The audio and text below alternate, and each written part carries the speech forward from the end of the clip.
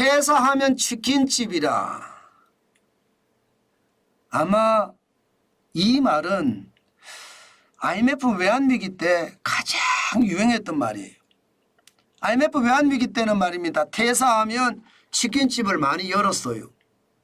그래서 회사에 다닐 때보다 치킨집 사장님이 훨씬 많이 벌었습니다.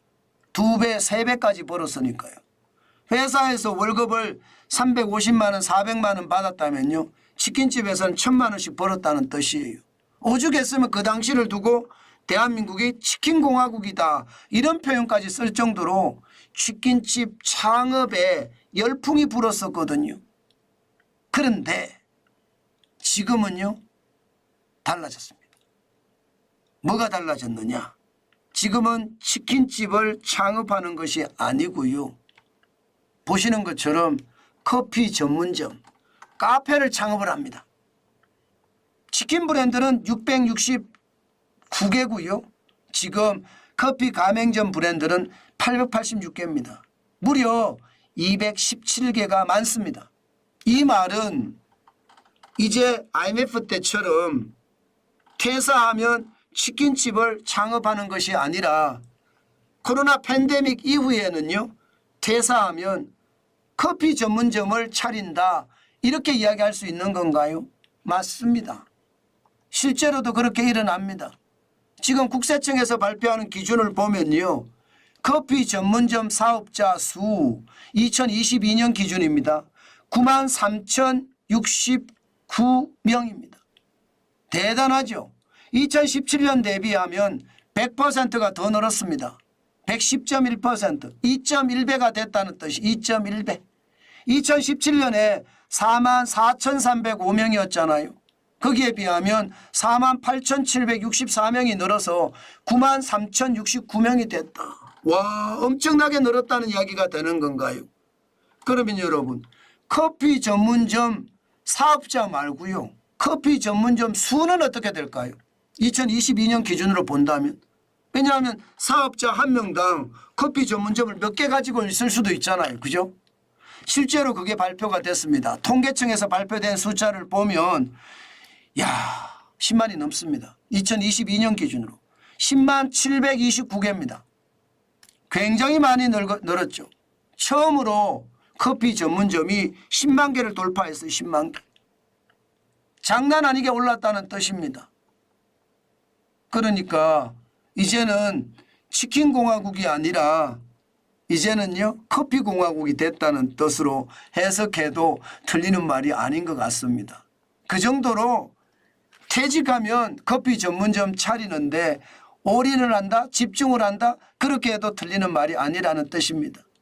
문제는요 여러분 보시는 것처럼 저가 커피 전문점을 많이 차려요. 스타벅스나 투썸 플레이스는 이게 대형 커피 전문점이잖아요. 이게 보면 스타벅스는 1900개예요. 가맹점이. 투썸 플레이스는 1500개입니다. 그런데 이디야 커피 3500개입니다. 메가커피 3000개입니다. 컴포즈 커피 2500개. 대단하죠. 백다방도 최근에 시작을 했는데 벌써 1600개입니다. 엄청나게 많이 는다는 것. 결국은요.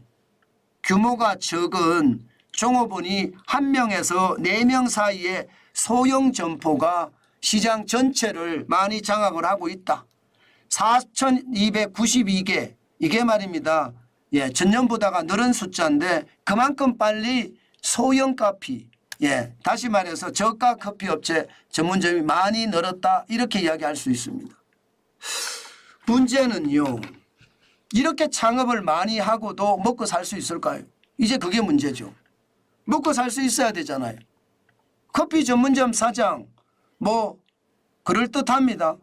깨끗한 환경에서 음악을 조용하게 틀어놓고 시원한 에어컨을 맞으면서 내가 사장을 한다. 참 좋은 거예요. 식당에서 아웅다웅 하면서 국밥을 끓여내고 땀 뻘뻘 흘리면서 이게 식사 준비를 하는 것보다는 훨씬 우아하고 멋있죠. 근데 문제는요. 이게 인건비는 진짜 많이 올라갔어요. 게다가 원재료가 지금 계속 올라가고 있습니다. 지금 그만큼 말입니다. 커피 수입액이 굉장히 많이 늘잖아요. 지금 보시는 것처럼 2022년 지금 13억 달러가 됐거든요. 2023년 11억 1천만 달러예요. 우리 돈으로 1조 5,340억 원입니다. 올해도 말입니다. 여러분 4.6%가 죄송합니다. 4억 6천만 달러로 2.6%가 늘었습니다. 계속해서 커피 전문점이 늘어난다는 뜻인가요? 실제로도 그렇습니다. 아침에 커피 한 잔. 뭐 저 같은 경우는 커피를 먹으면 이 가슴이 두근두근 거려서 저는 커피를 별로 안 마시는데 거의 뭐 일주일에 한 잔도 채 안 마십니다. 한 달에 한 잔 마실까 말까 할 겁니다. 그런데 많은 사람들은요. 하루에 2잔, 3잔, 4잔, 5잔 이렇게 드시는 분들도 많더라고요. 그 정도로 말입니다. 커피를 우리나라 사람들이 좋아하고요. 특히 얼주가라고 하나요? 얼주가. 얼주가는 한겨울에도 얼주가잖아요. 그만큼 말입니다. 많은 사람들이 좋아한다는 것. 그래서 돈이 된다고 생각을 하니까 창업을 많이 하고 창업을 많이 하니까 커피 수입도 늘어나고 커피 수입이 늘어나니까 또 창업을 더 많이 하고 이런 상황이 된다는 건데 참 저는 이것을 보면서 많이 아프게 생각을 합니다. 왜 아프게 생각을 하냐고요? 여러분 지금 인건비 감당할 수 있겠습니까? 저는 요즘 인건비 감당하기가 참 쉽지 않다고 생각합니다. 최저임금이 10,000원이 넘어가는 이 시기에 커피 한 잔 팔아서 2,500원짜리 넉 잔을 팔아야지 10,000원이잖아요. 원가까지 생각을 했을 때 과연 얼마나 남을 겁니까? 저는 인건비가 만만치 않다고 생각을 합니다. 게다가 월세는 또 어떻고요? 월세가 여러분 예상보다 안 내려가는 거 여러분들도 아시잖아요. 왜 예상보다 월세가 안 내려가느냐? 여러분 그 가게를 가지고 있는 사람도 빚이 많습니다. 빚내서 그 가게를 산 사람들이 많아요. 그러다 보니까 이자 폭탄의 상황이 있어서 월세가 올라갈 수밖에 없거든요. 그만큼 말입니다. 상황이 나빠졌다는 뜻이에요. 더 큰 문제는 여러분 원두 가격이 자체가 많이 올라간다는 거. 이상기후 때문에. 이상기후 때문에 원두 가격 자체가 2024년 6월 24일 날 보면 228.95포인트거든요. 이게 여러분 1월에 190.12포인트보다도 많이 올랐죠. 1포인트의 가치는 375달러입니다. 다시 말해서 생두나 원두의 가격도 계속 올라간다는 뜻이에요. 그러면 인건비는 인건비대로 월세는 월세대로 여기에다가 커피 가격은 커피 가격대로 오른다? 나는 가격을 올려야 되는데 저가 커피만 계속 늘어나?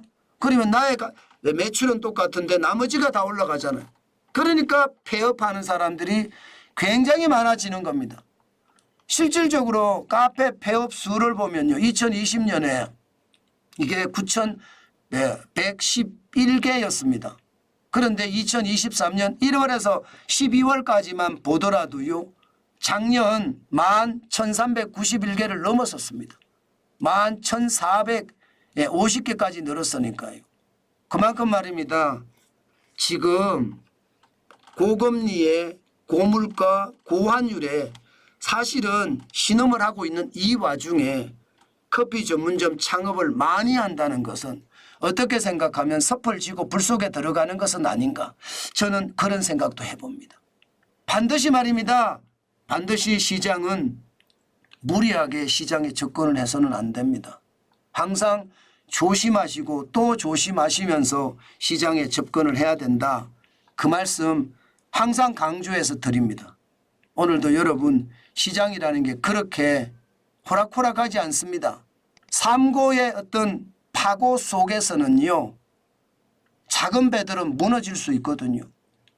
저는 삼고라는 그 파고 속에서 무너질 수 있는 것 지금 하지 마시고 좀 시간을 두고 했으면 좋겠어요.